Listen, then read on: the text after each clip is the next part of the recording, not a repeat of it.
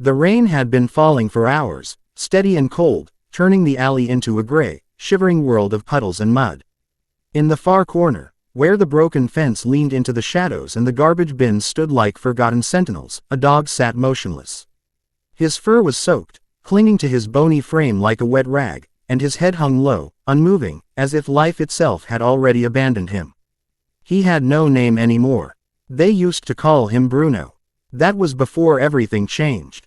Once, Bruno had a home. A real one, with warmth, laughter, and small hands that clung to his ears when the little girl played with him. Her name was Ellie. She had tied ribbons around his neck and whispered secrets into his fur when the world scared her. For Bruno, she was the world. But time passed. The house grew quieter. Ellie's mother cried often. Her father stopped looking anyone in the eyes. One day, they packed up the house. Bruno had wagged his tail, excited for a new adventure. They didn't take him. They left him tied to a post outside a gas station. No note, no explanation, just a rusty old collar and eyes wide with confusion. For hours, Bruno had waited, tail thumping weakly, believing they'd come back. They never did. That was 2 winters ago.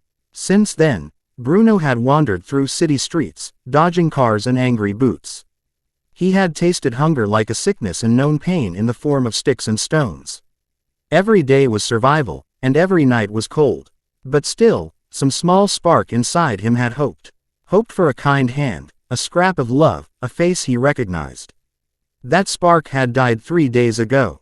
He had seen Ellie again, across the street, walking with her mother, carrying a pink umbrella.